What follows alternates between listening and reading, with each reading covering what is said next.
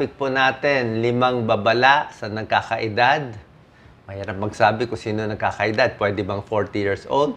Mas bata, 50, 60, 70. Ito pong tuturo ko sa inyo. Actually, wala to sa libro eh. Sarili ko lang tong experience at tingin ko makakatulong sa inyo. Siyempre, yung katawan natin, hindi naman tayo forever mabubuhay. May limit talaga buhay natin.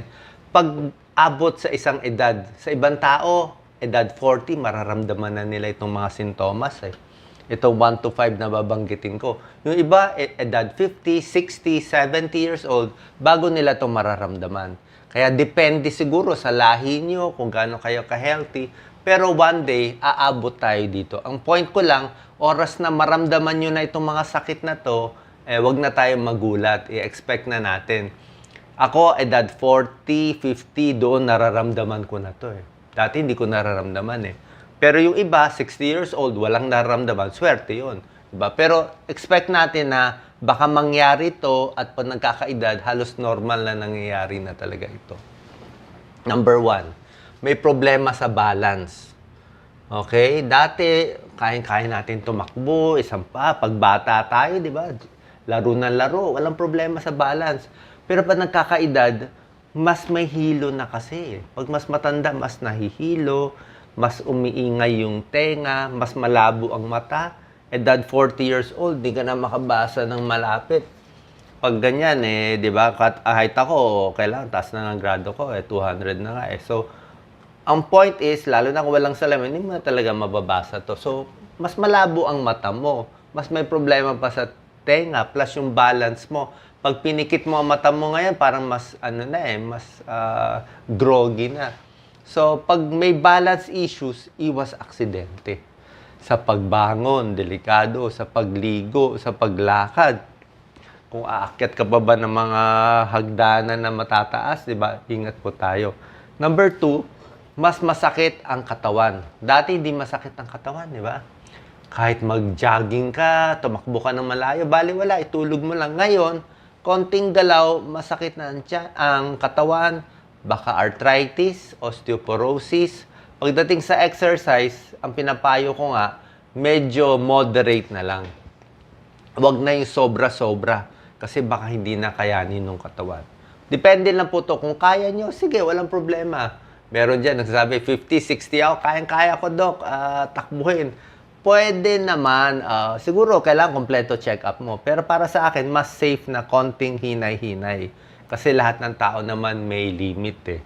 Number 3, mata at tenga. Mata mas lumalabo, tenga mas humihina. Ayan, kasali yan. Number 4, mas hingal na ngayon. Dati, kaya mo talaga maglakad ng malayo, kahit masyado mainit, kaya mo. Ngayon, konting init, parang mas hingal na. Mas mahina na yung katawan. Mas nagkaka-high blood, mas nagkakaroon ng diabetes, mas tumatanda, mas nagkakaroon nito. Number 5, yung baga, parang minsan mas may plema, mas madali tamaan ng trangkaso, pulmonya. Ang tiyan, mas makulo, mas masakit. Dati, kaya mo kumain napakabilis. Ngayon, parang iba na siya. Ang puso, baka mas mahina. Yung iba kasi sasabihin, kaya ko lahat yan. Pero magugulat kayo, may tao na edad 50, biglang na heart attack eh. Walang naramdaman. Bakit biglang na heart attack? Ibig sabihin, di na pala niya kaya. Yung ginagawa niya sa edad 50, 60, yung ginagawa niya sa edad 20, hindi na nga po pwede. Dati, kayang-kaya natin magpuyat. 2 araw, walang tulog. Di ba? Magbuhat na mabigat. Mag-squat. Di ba? Kahit mag-push up. Kayang-kaya natin lahat eh. Pero pag nagkakaedad, mas hindi na kaya eh. Kasi nga po, tumatanda. Expected naman yun. Kaya nga, dapat yung ginagawa natin, ibabalance natin. Number 1, sa bahay, dapat mas maingat po tayo sa nilalakaran. Iwas sa paso. Kasi nga, baka hindi mo gano'ng makita eh. Wag na umakyat ng second floor, maglilinis ng bubong. Baka mahulog tayo. Pagdating sa kutsilyo, baka mahiwa ang sarili. Diba? Ito, mag-ingat din sa mga power tools. Ayan, no, sa mga saksakan, baka makuryente. Kasi hindi mo na gano'ng balance eh. Iwas na rin sa sigarilyo at bawasan ang pag-inom ng alak. Ito po, sa pag-akyat ng hagdanan, marami natutumba. Sa ilaw, sa mga... Kaya nga dapat po, mas i-adjust nyo yung bahay nyo na mas maingat na. Siguro sa banyo, lagyan ng mga hawakan. Yung sahig, mas pupunasan na. Tapos siguro bumili na tayo ng rubber na mat. Kasi, like kayo, di pa ba kayo na muntik-muntikan matumba? Muntik-muntikan mahulog? Umaakyat kayo ng hagdanan. Dati, di ba? Kahit wala nang hawak-hawak sa hawakan, akyat, baba, 2 step, tatalunin natin 4 na step, bali wala eh. Pero ngayon, kung aakyat kayo lalo pababa o pataas, hawak na lang. Mas safe po. Mas safe. Kasi, ang dizziness at vertigo, nasa pagtingin yan sa baba eh. Pagtingin sa baba, dyan nabavertigo eh. Ano? Dyan nabavertigo eh. Very common ng hilo at vertigo sa pagtingin, baka bigla kayo matumba. May ganun yon sa pagkakaedad. Ito, balance exercises, napakalaga. Lalo na pa nagkakaedad. Kahit bata kayo, okay din. Stretching. Dati, kayang-kaya nyo i-stretch, di ba? Lahat kaya kunin eh. Ba't kaya parang ayaw? Parang kulang ang nakukuha ko. Dati, konti exercise, malaki muscle. Ba't kaya parang mas maliit ang muscle, mas malaki ang tiyan? Bakit ganun? Kasi nga nagkakaedad, bumabagal ang metabolism, mas sumisikip yung mga muscles natin, mas nagkakaroon ng arthritis. Mas matunog. Matunog ang kamay, matunog ang leeg, lahat mas matunog siya. Ano? So, pag bata tayo, nag-exercise tayo para lumakas, para tumakbo ng malayo. Pero pag nagkakaedad, sorry to say, tuloy-tuloy tayo sa exercise, 50, 60, 70 years old, pero para lang i-maintain ang lakas natin o wag masyadong humina. Dati malalaking dumbbell kaya natin, di ba? Dumbbell, barbell. Ngayon, kahit maliit, okay lang. Basta magamit mo. Tulad na sinabi ko, mas masakit ang katawan, tuhod, likod, yan, no? Dahil sa arthritis pa nagkakaedad. Kaya kailangan mo mag-stretching at exercise. Basic exercise lang. Hindi ko naman pinapayo na mag-basketball, mag-football, mag-boxing. Pwede na yan. Jogging, stretching. Pag nag-i-squat kayo, half squat na lang. Kasi pag full squat, baka hindi na kaya. Tsaka may silya, oh. May suporta para hindi masyado bumagsak. Pag mag-i-stretch ng paa, hahawak sa silya. Yan, oh, lagi na may silya. Ito, pag stretching ng kamay. Marami ako mga video sa mga stretching na mas kailangan natin kasi nga nagkakaedad tayo.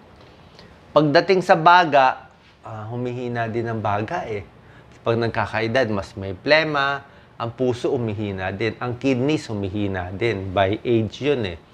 Minsan, 50, 60 years old. Pati yung utak, yung memory, mas umihina din. Kaya nga, babawi tayo. Sa paghinga, pwede kayo mag-abdominal breathing. Yan po. Pwede nakahiga, nakaupo, isang kamay sa tiyan, isang kamay sa dibdib. Paghihinga, papalakihin yung tiyan. Hinga, tiyan, lumalaki. Hinga, tiyan, palakihin. Mas maraming hangin makukuha mo. Abdominal breathing yan. Kaysa ito lang. Kaysa dibdib lang, kailangan tiyan. Diaphragm ang bumabanat para mas maraming oxygen. Exercise, tamang pagkain, yan, check up, pampalakas ng baga at ng puso. Pag may edad na tayo, sana naman mas nakaipon tayo ng pera, doon natin babawiin. O sana mas meron tayong may tutulong sa atin, kailangan nyo na rubber shoes na maganda. Kailangan nyo na mas maingat na kayo ngayon sa gamit, mas mag-helmet na kayo ngayon. Kasi nga, doon nyo na babawiin eh. Mas masustansyang pagkain na kakainin. Kasi nga, mas matanda na. Mas maraming vitamins at supplements na naiinumin din. Kasi nga, mas may edad na. Pagdating sa tiyan, dati, kaya mo kainin lahat, di ba? Potato chips, soft drinks, walang problema. Pero kung 50, 60 na, hindi na kakayanin yun. Una-una, matanda na, and mas makulo na ang tiyan. Gawin nyo na lang mas masustansya. Diba? Para hindi magka-GERD, hindi magka-gastritis, hindi mag-constipation. Marami tayong mga problema. Irritable bowel, ito pa, diverticulosis. Minsan, pag kulang sa fiber, kulang sa gulay, ito nagiging sakit. Kumain na mas mabagal. Okay? Mas masustansya na. Damihan ng pag-inom ng tubig. Mas magpapa-check up, huwag magpapataba. Dati, kayang-kaya natin magpuyat, di ba? 2 araw, walang tulog, night shift, walang problema. Pero ngayon, mas di na kaya eh. Di ba? So, hindi ko sinasabi na Lahat aabot dito pag matanda na, pero depende kung kailan mag-uumpisa sa inyo eh. Merong 40, 50, 60, pero ngayon mga kabataan, marami 20, 30 years old, sakit na ng liig. Stress na dahil nga sa gadgets, lalo nang babago yung forma nila. Yung mata mas lumalabo ng mas maaga. So, mas may edad, more check-up, blood test, blood sugar, blood pressure, mas masustansya pagkain. Mas maraming vitamins ang kailangan. Sabi dito, it does not matter how slowly you go, so long as you do not stop. Ibig sabihin, pag mas may edad, wala naman sa speed eh. Pwede naman mas mabagal eh. Bagalan nyo na lang para mas sure, pero mas magagawa mo naman. Pag mas may edad, mas kalmado ka, mas matiisin, dapat mas may budget konti, at mas wise ka na dapat ngayon. Alam mo na kasi nangyari. Hindi na tayo ganun ka nadidepress dapat pag may edad. So, yun lang po. Sana nakatulong to kasi marami ako nakikita na aksidente ng maaga. Na heart attack na maaga. Kasi isip nila, bata pa sila, go ng go, travel ng travel, puyat, inom, tapos biglang bibigay na lang yung katawan eh. So, i-preserve natin yung katawan natin. Pag edad 40, 50, 60, konting pagbabago sa lifestyle para ma-extend natin yung paggamit ng katawan at buhay natin. God bless po.